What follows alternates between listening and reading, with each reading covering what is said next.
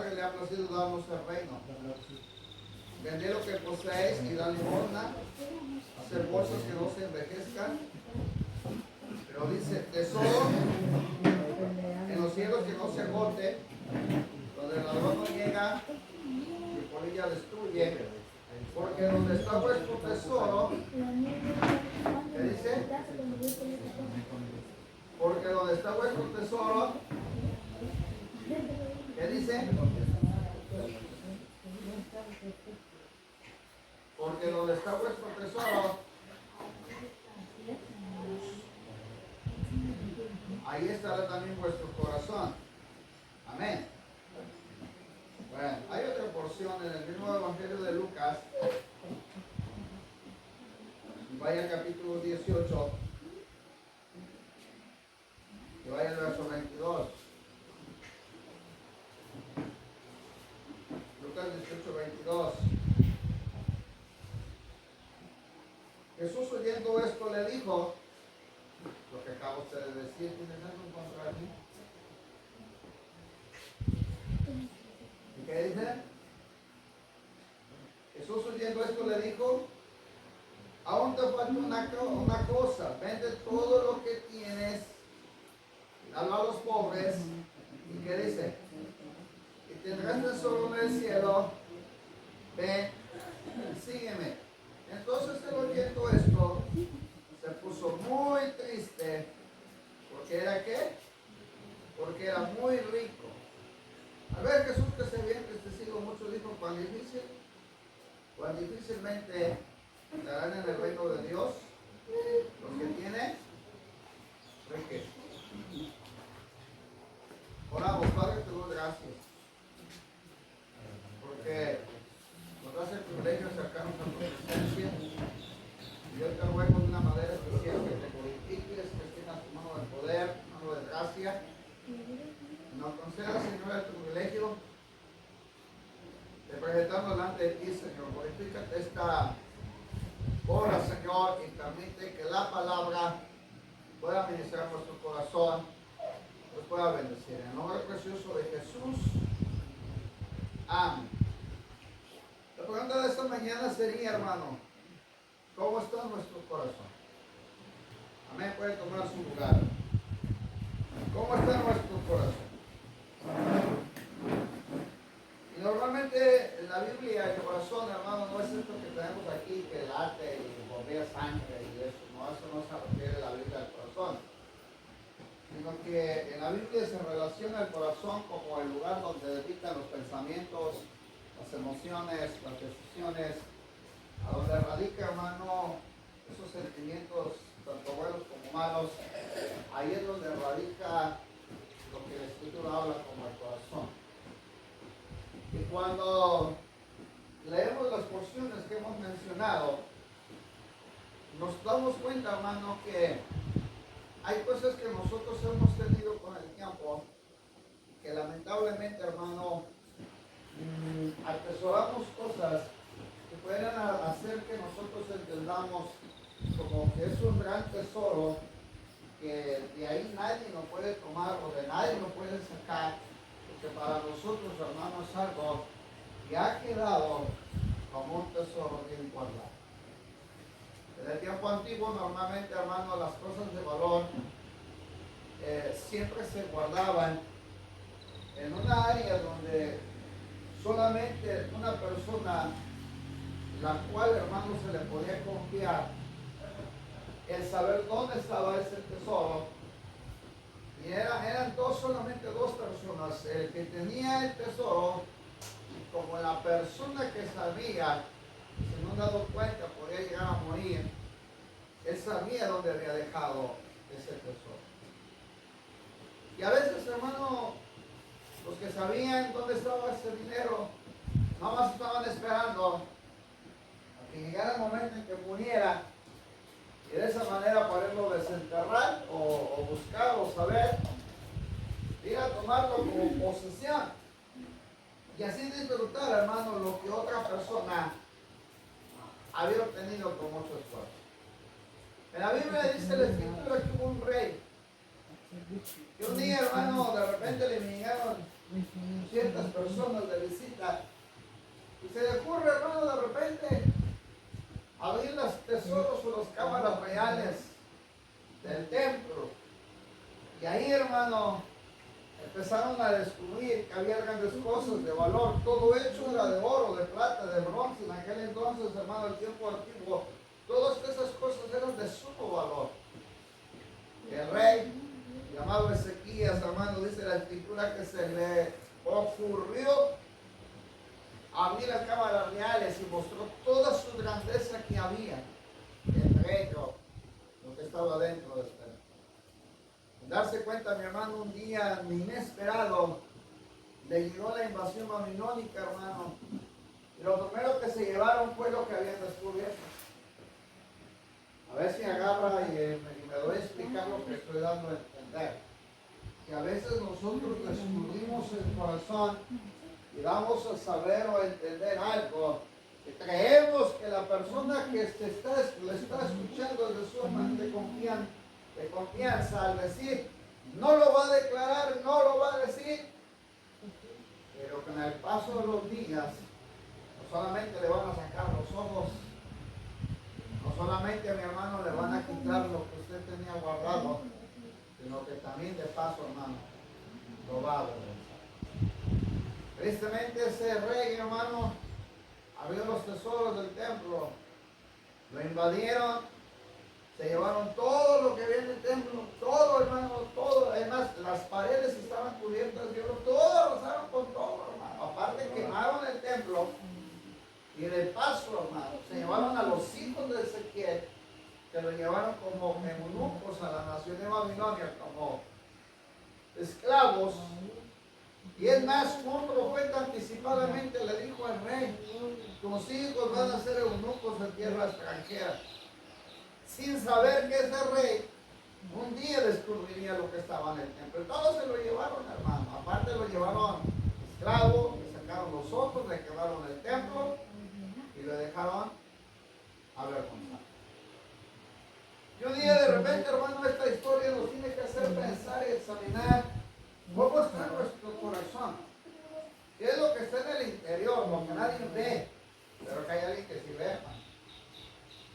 Y es la pregunta de esta mañana, ¿cómo está su corazón? Por fuera usted puede venir hoy esplendoroso, puede venir fascinante, puede venir, hermano, como usted quiera, pero por dentro, ¿cómo está su corazón?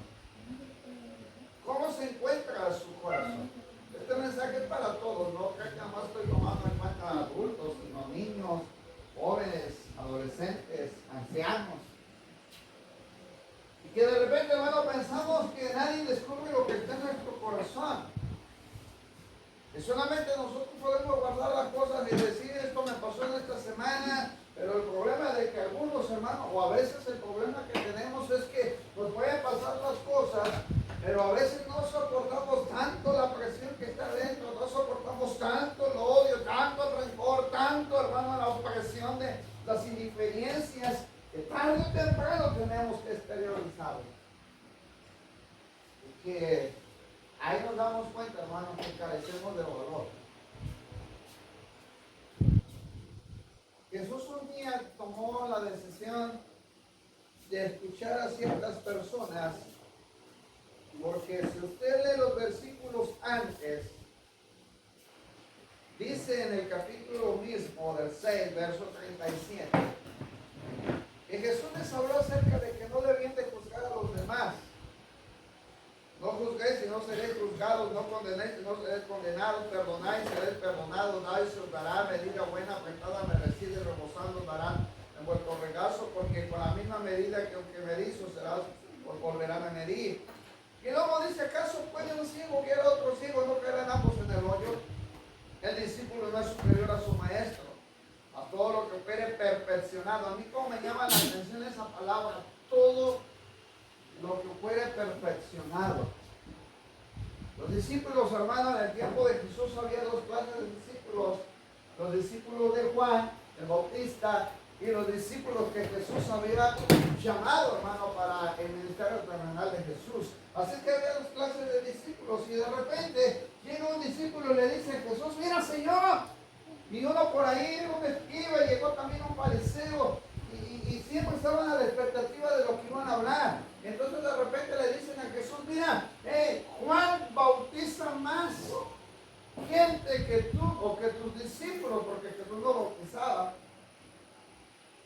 Y estaban engrandeciendo a Juan porque pensaban que por el hecho de que bautizaban mucha gente, era mayor que Jesús.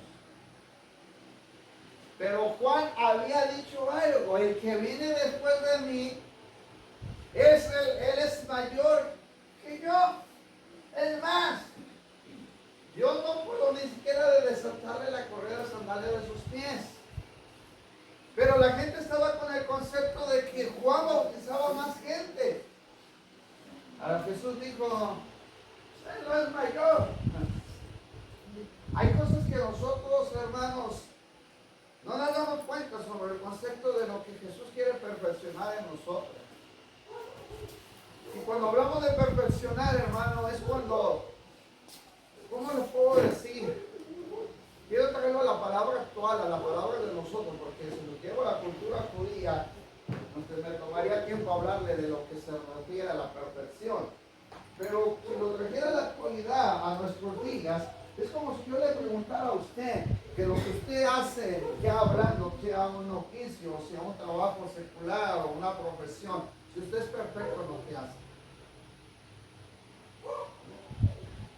Y ahora le preguntara, lo voy a preguntar personal, hermano Severiano, que lo que él hace en la cuestión de su juicio, ya es perfecto en lo que hace. Yo le preguntara a la hermana Raquel en lo que hace, en lo que ya ella labora y todo lo que hace. Nosotros ya sabemos qué hace, ¿verdad? Pero no quiero tomar impacto por el video, pero es perfecto en lo que hace. Nos podemos preguntar al hermano Rodrigo lo mismo, en donde se desempeña. En el caso del hermano Brano, así cualquiera de ustedes que tienen un oficio o una profesión, usted es perfecto en lo que hace. Y Jesús un día se toma el tiempo y dice, yo no sé por qué se pelean, que si los de Juan son mejores o los que yo traigo son mejores, si ni siquiera han sido perfeccionados. Si ni siquiera son perfeccionados. A lo que Jesús se refiere es que Jesús, si usted se da cuenta, toma la perfección como el control del corazón. Así se lo quiero referir rápidamente. Así es sencillito.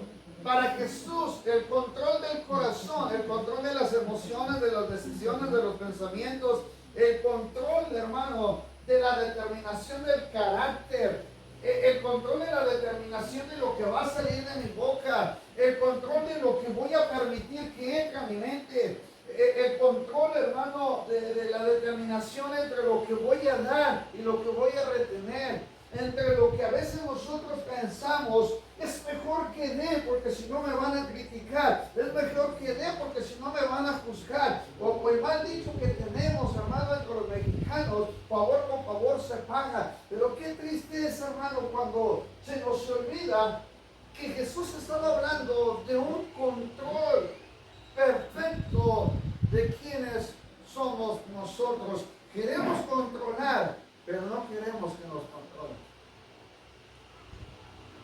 Mamá que le dice a la hija, compórtate así, arréglate así, es que mira lo que haces, es que mira lo otro. Y estamos tratando de controlar, pero a veces no nos controlamos así. Cuando Jesús está ante aquel hombre llamado Poncio Pilato, ahí vea usted el control del corazón, vea usted cómo Jesús controla las emociones, los pensamientos, las decisiones, cómo él es perfecto, porque él mismo dijo, sé vosotros perfectos como yo soy perfecto, como yo y el Padre uno somos. Es decir, la perfección no venía, mi hermano, por sí solo. Jesús está hablando que necesitamos de Él para que nosotros podamos tener un control de quienes somos. Y eso cuesta.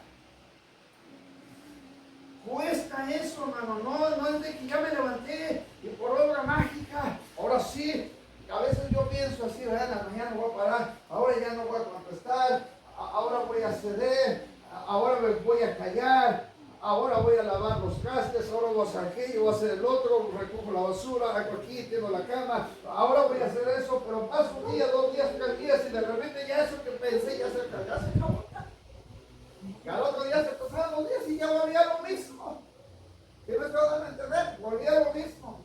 Otra vez la cama no la tendí, se me olvidó lavar mi traste, esto, aquello, y se me olvidó. No, es que a veces, hermano, nos damos cuenta, una cosa es intentarlo, pero otra cosa es perfeccionar.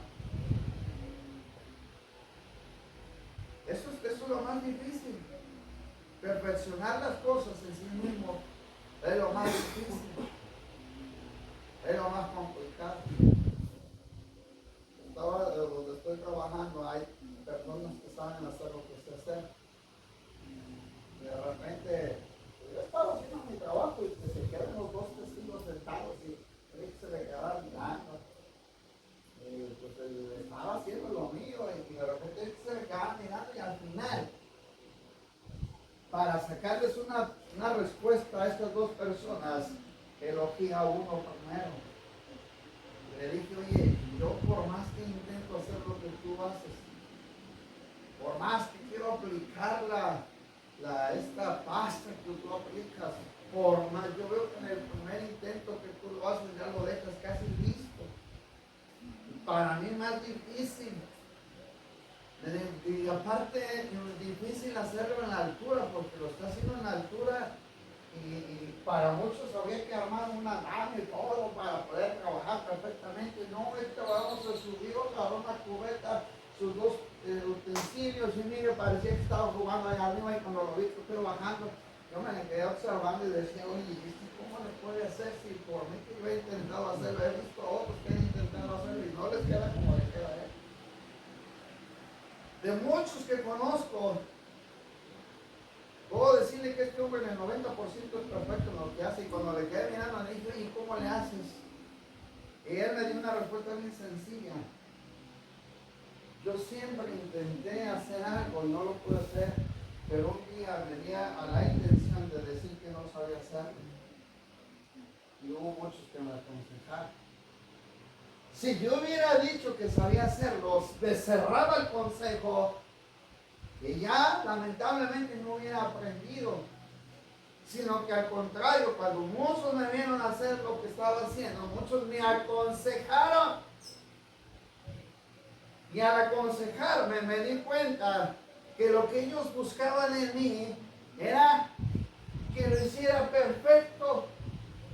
No lo hicieron para juzgarme, no lo hicieron para condenarme, no lo hicieron para quitarme el trabajo, sino lo que hicieron es que ellos me dieron el consejo para que yo pudiera hacerlo perfecto. Ahora, si tú ves lo que hago, no lo hice por mi propia cuenta, sino hubo personas detrás de mí que me dijeron cómo podía hacerlo, y nunca me cerré el consejo. Si usted ve el libro de los Proverbios, hay tantos consejos que Jesús los considera como el buen tesoro.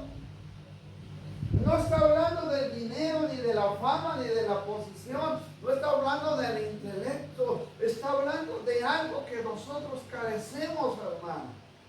¿Y sabe qué es? El consejo. El consejo. De eso carecemos. No nos gustan. Seamos organistas que nos den consejo. Que nos den consejo. Cuando usted va al libro de Proverbios, no me voy a meter ahí, hermano, pero nada más le quiero decir por qué habla el Señor de la abundancia del corazón. Porque en el tiempo antiguo, los dichos antiguos, sobre todo los proverbios, hermanos, eran muy conocidos. Así es que si una persona la quería usted examinar, la quería usted conocer y ver el valor que tenía, ¿sabe dónde se radicaba? Y saber que era una persona que tenía valor, quiere decir que tenía un gran tesoro, era por las palabras que expresaba de su boca. Entonces decían, este hombre es de gran valor. Podía vivir humildemente, puede ser un campesino. Por eso cuando vino David y lo reconocen entre los hijos de Isaí, Jesús, o en el caso, Dios mismo dijo, Yo tengo, es decir, yo ya sé quién va a suplantar la vida de Saúl. Yo me he hecho de un hombre, y luego dice, conforme a mi corazón. Es decir, este hombre escucha consejos. Este hombre adquiere sabiduría. Este hombre tiene inteligencia. Este hombre tiene sagacidad. Este hombre es un hombre que, si cualquier circunstancia que se le pueda venir, sabe a dónde va a recurrir. Al principio Salomón tenía ese concepto de sabiduría. Es decir, Salomón tenía un gran valor. No estaban todos los bienes y fama y riqueza que tenía, sino que estaba en lo que había en el fondo del corazón, y era la sabiduría. Así que, amados hermanos, ¿de qué estamos careciendo últimamente? De sabiduría. Amén. Cuando de repente le vienen los problemas, usted no sabe ni qué hacer, ni cómo enfrentarlos, ni de qué manera actuar. Anoche, después de todo el cansancio, le decía, Señor, ¿qué quieres que yo le hable a la iglesia mañana? Porque toda la semana he estado ocupado, le dije, Señor, pero no quiero perder la oportunidad de saber qué quieres que le tenga que decir. Ven y diles que carecen de sabiduría. Porque todavía te enojas, te molestas, sigues lo que hay dentro de ti, te sigo pensando que tienes un control de carácter, pero lamentablemente no controlas el temperamento. Los calentadores, hermanos, tienen un control que se llama control termostático. Eso se le llama un control que tiene temperatura baja, media y alta. Y cuando alguien quiere controlar la temperatura del agua, usted la puede poner en término bajo para que salga tibiecita. La quiere más o menos entre caliente y fría, término medio. Si la quiere que salga bien caliente, la pone en temperatura alta. Eso se llama control de temperatura. Ahora quiero preguntarle, ¿cómo está el control de su temperamento? Ayer me hostigaron, me dijeron, me condenaron, hubieras hecho esto, hubieras hecho el otro, pero me acordé del control de la temperatura. ¿Cómo está su temperamento? Mire lo que dice el libro de Proverbios. Cuando dice la escritura, los proverbios de Salomón, hijo de David, rey de Israel, para entender sabiduría y doctrina, para conocer razones prudentes, para recibir el consejo de prudencia, justicia, juicio y equidad, para dar sagacidad a los simples, a los jóvenes inteligencia y cordura. Oirá el sabio, ¿y qué dice?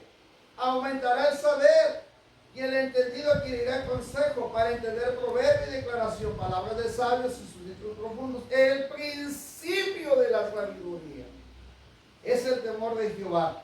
Los insensatos desprecian la sabiduría, ¿y qué dice? Y la enseñanza.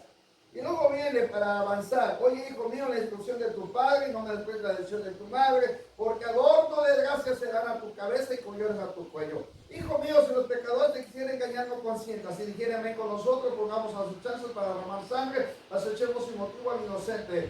Los entregaremos vivos como enteros, como los que caen en el abismo. Hallaremos riquezas de toda clase, llenaremos nuestras casas de despojos. Echa tu serpa entre nosotros, tengamos todos una bolsa. Hijo mío, no andes en camino con ellos. Aparta tus pies tus veredas, porque sus pies corren hacia el mal y van presurosos a derramar la sangre. Pero ¿qué dice el consejo de padre y madre? Hoy hay hijos que no reciben ni el consejo de padre ni madre. Pero podré decirle que ellos dicen, soy profesionista, tengo un título, me quemé las pestañas para tener todo este entendimiento, esta inteligencia. Pero un día andaba un viejo campesino, 3 hijos profesionistas, ya bien preparados, con carro, con lujos, con buenas esposas, hijos detrás. Un joven campesino, hermano, que se les despidió para darle las profesiones a sus hijos. Y ahí llegaron los 3. El Señor está bien viviendo en su casa, mírenme, allá, que se caía, no se caía. Llegó el primer hijo ganándole a los otros 2 un poco.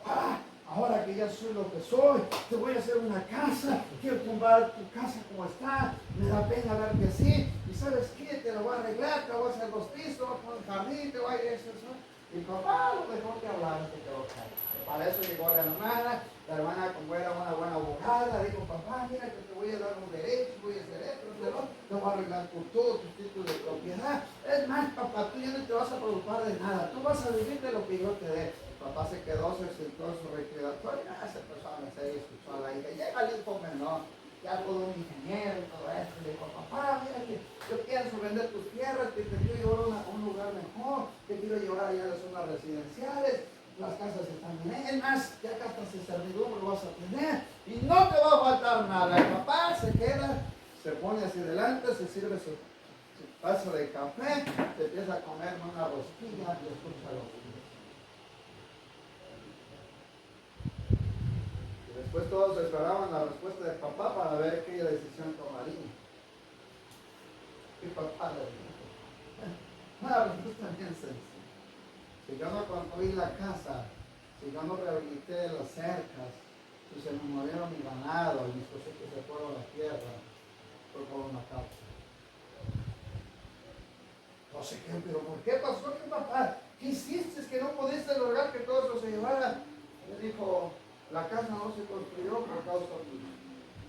Que todo lo que tú tienes no fue por causa tuya, fue por causa de que en vez de arreglar la casa, en vez de que si tú dices que yo no arreglé, que tengo que arreglar mi parcela y arreglar papeles y todo, sí, pero antes de que yo arreglara los títulos y todo en mi propiedad, ¿sabes qué? La primera preocupación que tenía era tu título, porque no ibas a ser profesionista si no tuvieras un título. Ahora tú tienes un título, pero yo no tengo nada. Y el otro que se lo quería llevar a los suburbios y ver todo el asunto, le dijo, ven, quiero que camines conmigo. Te lo llevo por el camino, tierra polvorienta, cosechas que casi no se estaban dando. Y le dijo, si tú arreglas esto, si tú me arreglas esto, con todo gusto me voy contigo. Pero si tú no puedes arreglar esto, tú no puedes arreglar nada. ¿Sabes qué hicieron los hijos? Se fueron a dar con hermanos, tus hijos no van a arreglar tu futuro.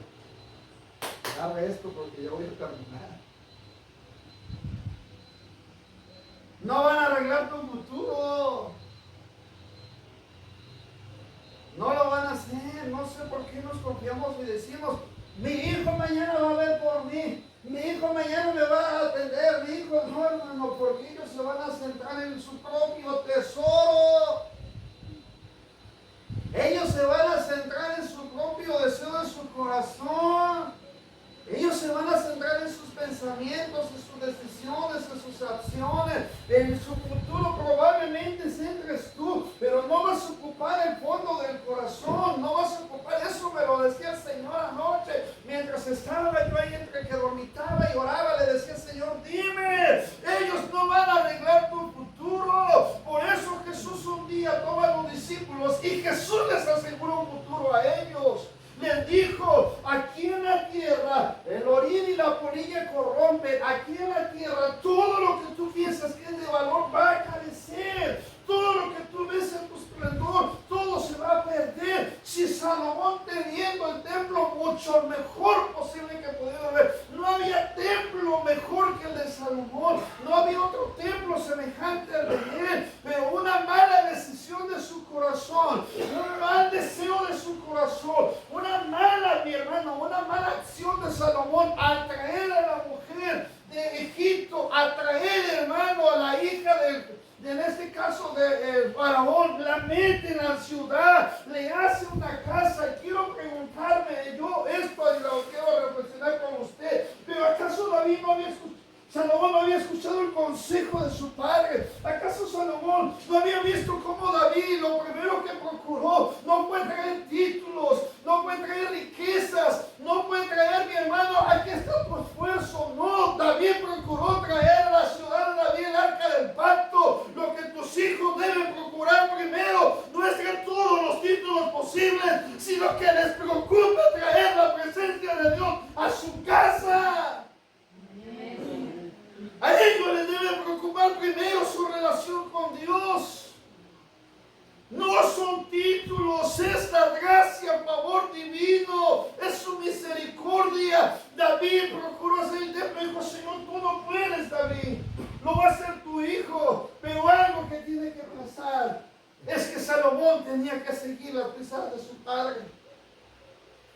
un hombre conforme al corazón de Dios.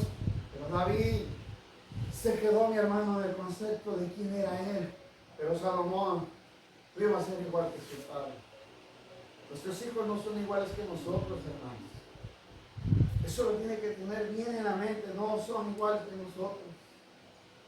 Ellos ya piensan otras cosas. Ayer yo veía a los jóvenes, los vi el sábado, y me di cuenta que tienen otro tipo de conceptos. Ya no somos, no piensan igual que nosotros. Ya están más son intelectuales, más seculares, pero poco espirituales. Entonces estamos careciendo de algo de valor, hermano. Que no solamente es la sabiduría, sino es la devoción por Dios. Qué precioso sería que dijeran: voy a portar primero la presencia de Dios antes de todo lo demás. Cuando estaban aquí, estaban juzgando, estaban condenando. Jesús cambió toda la vuelta. Dijo: mira, no juzgues para que no seas juzgado. No condenes para que no seas condenado. Al que te pide, dale. Hey, perdona para que te perdone. Y reconcíliate con tu hermano antes de que vengas a dejar tu ofrenda. Y les empieza a decir todo lo que carecían de ellos de valor. Nosotros, hermanos, pretendemos pensar que tenemos muchas cosas de valor, pero carecemos de lo verdadero. Cuando Jesús, hermanos, les aplica el concepto y Lucas no lo pasa por alto, un buen árbol no es un buen árbol el que da malos frutos. Es decir, no es un buen árbol si está dando malos frutos. Significa que tú tienes que examinar el corazón de los tuyos y date cuenta que hay árboles que están dando el mal fruto. Entonces Jesús les dice: no, ni el árbol malo es el que da buen fruto. Las acciones buenas que hagan por ti, pero si dentro del corazón son malos, carecen de qué? De cosas buenas. A ver si me estoy dando a entender.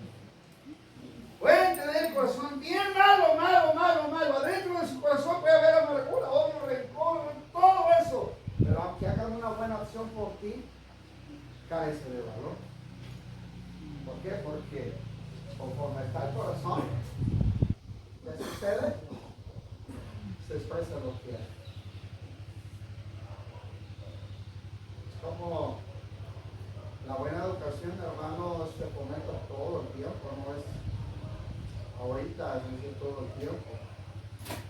Y lamentablemente, hermano, eso es uno de los grandes riesgos que hemos corrido, de que hoy la buena educación se perdió. Se perdió, hermano. Recuerda que antes había una buena educación, muy buena educación había antes, pero fue una educación que fue guiada bajo dirección, bajo vara, corrección, o bajo disciplina, corrección. ¿Por qué? Porque les estábamos fomentando algo de valor a los hijos. Pero ahora carecen de ese valor, hermanos. Cuando alguien llegaba a casa, los hijos siempre respetuosamente se paraban, saludaban y se sentaban en la sala o en la cocina o donde los atendiéramos. Pero cuando no eran parte de la plática o ellos no tenían nada que ver en esa plática, se paraban con respeto, pedían el permiso y se iban. Pero cuando la visita incluía a toda la familia, entonces los hijos respetuosamente se quedaban ahí y no interrumpían. Solo se quedaban escuchando la plática de los adultos. No sé si se acuerda de eso. Pero hoy los hijos parecen adultos entre las visitas de los adultos. Al final uno como adulto se queda callado y dejamos que ellos hablen. Porque hemos carecido de valor. No sé si se ha dado cuenta de eso. Que de repente uno se queda así. Yo he visto pláticas de luz con muchas personas y yo en una ocasión estaba hablando con el hijo de una persona, ya el hijo es profesionista, ya gana bien y todo el asunto, y de repente empecé a hablar con el hijo, mi papá se metió rápidamente y le cortó la plática. Y el hijo le contestó y le dijo, papá, después hablamos. No, lo que tengas que hablar, háblalo ahorita de una vez. Como quiera, yo tengo un sobrenombre con ellos. Mira, como quiera les desconfíes casi de la familia. Y dijo, no, aunque tú lo consideras y crees que sea de la familia, no es de la familia. Después hablamos. Los dos son profesionistas, tienen estudios, tienen reconocimientos, pero el hijo fue más fuerte que el papá. Porque el hijo dijo, él no es de la familia, y cuando tengamos la oportunidad de hablar, hablamos. Ya después me contó el hijo que discutieron porque diferenciaban ya de pensamiento. Pero el hijo, hermano, no corrigió a papá, solamente le dio a saber en lo que diferenciaban. Pero papá lo corrigió. Vea lo que le estoy diciendo. Una cosa es diferenciar en el pensamiento, pero otra cosa es corregir. Cuando viene Jesús al templo, ya voy terminando, llega Jesús al templo, corrigió lo que el Padre había dejado estipulado.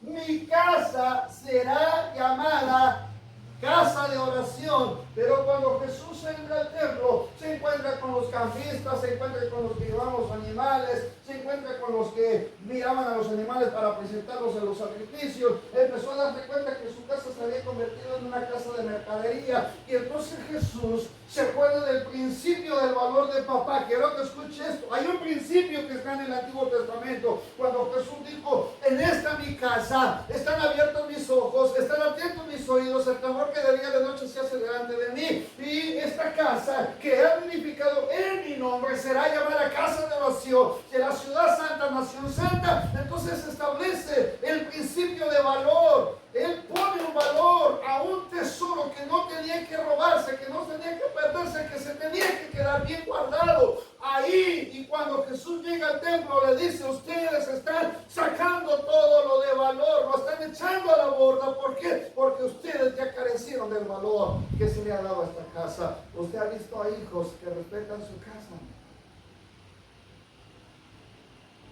y los ha visto, o ya carecen de esos hijos. Cuando no llega, no está mamá ni papá, llega y quiere visitar, digo, no está mamá, no está papá, cuando usted gusta, mire, cuando ellos estén, pero no los pasan, no los sientan, resguardan su casa. Pero aunque sea el tío, el pariente cercano, el que sea, no permite que entren hasta adentro. ¿Por qué? Porque no está papá y no está mamá. ¿Quién puso orden en la casa? Jesús el Hijo. ¿Quién le dio el valor a la casa? Jesús el Hijo. ¿Quién recordó el principio de valor? Jesús se acordó de lo que sucedió con Ezequías. Carecieron, sacaron todo, le echaron a la borda, destruyeron el templo, hicieron lo que quisieron, cueva de ladrones. Pero ¿qué sucedió con Jesús? Jesús le puso orden. Este es el orden que Dios quiere que hagamos nosotros al principio del orden. Ordena tu corazón. Ordena tus pensamientos, ordena tus decisiones, ordena, mi hermano, todo lo que está guardado en tus sentimientos, todo eso le tienes que poner orden, a eso le tienes que dar el valor principal. Esa es la primera prioridad a la cual nosotros tenemos que orar todas las mañanas. Señor, muéveme el valor, ponle el valor, ayúdame a atesorar esto que es verdaderamente de valor, a que no carezca de esto de valor. Antes, hermano, eso es lo que se resguardaba en casa, guardábamos mucho el principio de casa, hoy ya no lo guardamos, hermano. Me voy a expresar mal, pero no quiero que mamá le entienda y no quiero ofender a nadie. Pero hoy hasta el perrito y el gato viven dentro de casa. Perdón que me refiero así, pero no quiero ofender a nadie, pero hasta el perrito y el gato ya viven dentro de casa, hermano. Pero la Biblia dice, los perros estarán, ¿qué? ¿Dónde estarán? Ahí no en la Biblia, hermano. Ahí santo sea el Señor con ustedes. Carecemos de valor. Y los perros estarán fuera. Para los judíos son perros inmundos, hermanos. Para ellos eso no es de valor. Para ellos es algo que está fuera. Para ellos el ver un perro Eso es considerable, hermano, una inmundicia. Y en su cultura no les era permitido que entraran a casa. Tenían que estar fuera de casa. Ahora déjenme aplicar lo del perrito sin ofender a nadie, pero que hemos permitido que entre de inmundicia en nuestra casa. Y que se ha hecho un tesoro, hermano. Y ahí está un tesoro que guardamos. Pero el Señor dice, no, porque donde está vuestro tesoro, ¿qué dice? Ahí estará vuestro corazón. Ay, santo sea el Señor, donde está vuestro tesoro, estará vuestro corazón. Y termina con el hijo o joven rico. Joven rico pretendió ganar el cielo sin limpiar su corazón. Así es sencillito. El joven rico trató de ganar el cielo, hermanos, pero sí limpiar su corazón. No vamos a ganar el cielo, hermanos. Aquí estamos incluyéndonos todos, no nomás uno. Todos incluimos. No vamos a poder ganar el cielo si no limpiamos nuestro corazón. ¿Quiere que se lo diga? Porque usted sabe quiénes van a heredar el reino de los cielos. Se lo debe de saber de memoria. Es el catecismo de la iglesia cristiana. Son los primeros principios que nos enseñaron. Pero si no se lo tengo que recordar, ya vamos a pedir al hermano Brano que a partir del siguiente mes empiece con el catecismo cristiano otra vez, porque usted se lo debe saber. Mateo capítulo 5. Yo lo llamo el catecismo cristiano porque son los principios para alcanzar el reino de los cielos. Mire, vaya Mateo, y con esto nos vamos a poner así. Capítulo 5, verso 5, de 1 en adelante. Jesús no cree que usaba todas las cosas de valor y decía esto, aquello, para que todos nos quedáramos. Hasta un día dijo, cuán difícil es que un hombre rico entre el reino de los cielos, porque todos pensaban que el valor radicaba en las riquezas terrenales. Y Jesús dijo, no, eso no es de valor. No es porque tienes una bonita casa, mejor carro, mejor profesión, mejor título. Porque quiero decirle que Dios que usted se muere, yo me muera, eso se para, hasta ahí va a perder. Hasta ahí se quedó. Ayer platicando con los que ministraron la música ahí con los muchachos, y sí, muy buenos muchachos, muy buenos ministradores de la música y todo, pero cuando se terminó todo, dije, bueno muchachos, ya se terminó su tiempo de fama. Aquí bajándonos del estrado ya somos más románticos, sencillos, así es que ahorita ya no somos nada. ¿Sabe por qué les decía eso? Porque cuando ellos llegaron, me mandaron limpiando el centro del salón. Normal, tenía mi cubeta, mi trapeador, mi escoba. Y llegan los muchachos y me dicen, Señor, oiga, Señor. Digo, sí, dígame, oiga, podemos meter esas cosas. Y yo digo, voy a guardar silencio, y voy a llamar. No, sí, pásale. Ah, bueno. Seguí trapeando y me recogiendo, me fui para allá. Llega otro muchacho y diga, oiga, Señor, ¿le puedo encargar las cosas? ¿Usted se le encargado de aquí? Sí, venga, allá vamos, señor. Y dice, bueno, te tardaba como 2 horas, volvieron a regresar. Pero yo les 2 veces les dije, Dios les bendiga. Ay, el 24 me tomaron en cuenta, agarraron y iban a lavar sus cosas y todo. Me quedé sentado en la puerta y estaba observando. Y sale otro y dice, oiga señor, estamos entregando a mis pagados que nos dijiste que se de comer. Y no dije que era, que cayó. No, pues, aquí les dije que venían a la 1 de la tarde. No, pues no hay nada, no sé. Me quedé callado. Se quedaron de ser cuando me vieron llegar con corbata y vestido borrando. Y uno de ellos me ven aquí, agachó la cabeza. Perdón, ¿a poco usted se le encargaba? Usted se... Con todo respeto, no sé. Ay, es que perdón, es que mire que lo vimos y pensamos que usted era el encargado de aquí del salón, el que hace el aseo, el que lava baños. Y como lo vimos así, pensamos que usted era este. No, sí, qué bueno que lo pensaste. Arriba en el estrado puedes tener la fama para la presentación. Pero Jesús dijo algo. Si alguien quiere ser grande en el reino del cielo, debe ser vuestro servidor. ¿Sabe por qué? ¿Cuál es el mejor valor, hermano? No es el que se sentó a la mesa a comer, sino el que se dio a la mesa.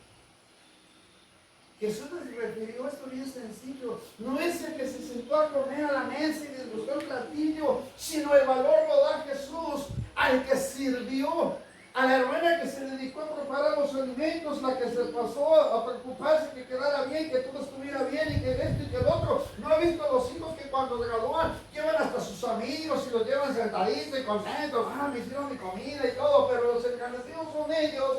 Pero lamentablemente Jesús dijo, ellos no son los engrandecidos, aunque ya hayan hecho todo y llegan con su tecolotito y sus globos y con su título y todo el asunto. Jesús dijo, ellos no son los que son los que sirven, la que vino y preparó todo, la que de repente tú puedes sentarte a la mesa, degustar con tus amigos, pero de entre de todo eso Jesús dijo, eso no es lo buen tesoro, eso no es lo de valor. El valor, ¿sabes dónde está? En la que sirvió, en la que se desveló, en la que planchó el mantel, en la que preparó la mesa, en la que preparó la comida, en la que estuvo viendo que todo estuviera en su punto. A esa es la que debe de tomar el valor, a eso es lo que debe de tomar el principio.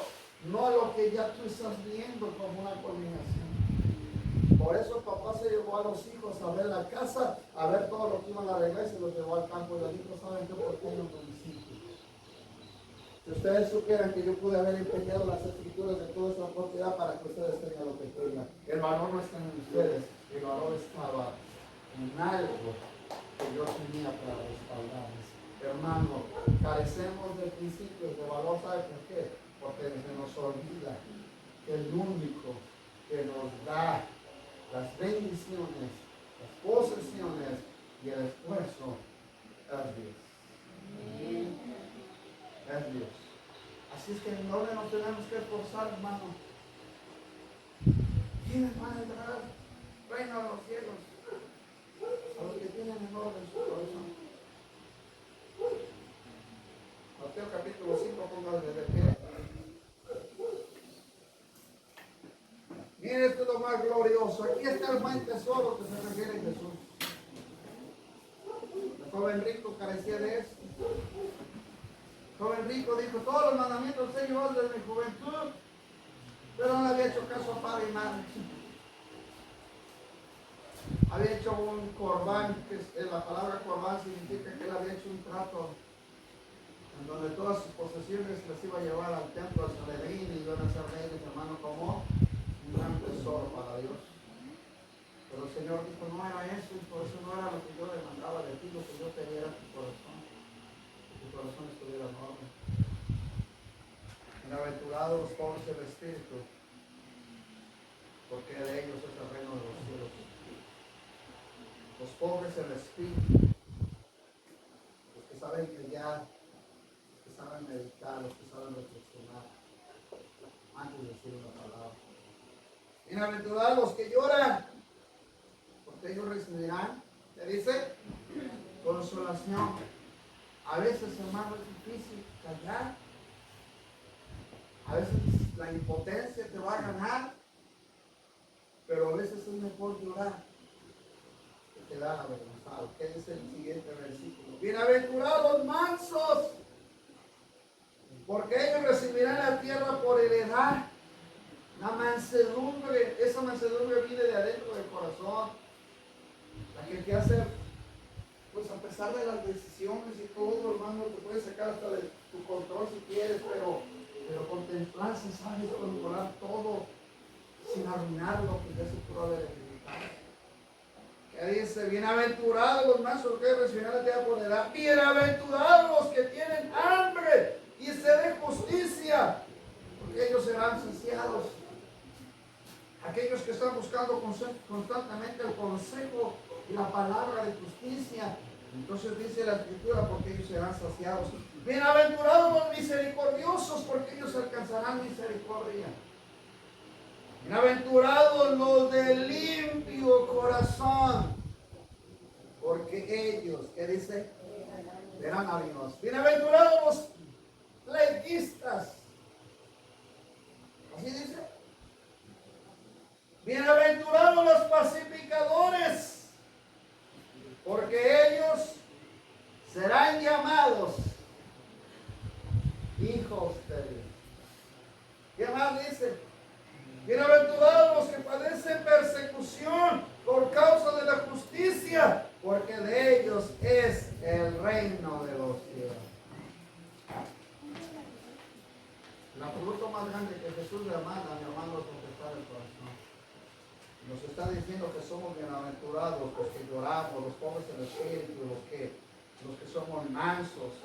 Pero hay más dicho que dicen entre los cristianos, soy manso, pero no menso. Amado hermano, aquí habla de mansedumbre. Mansedumbre. ¿Qué dice, hermano?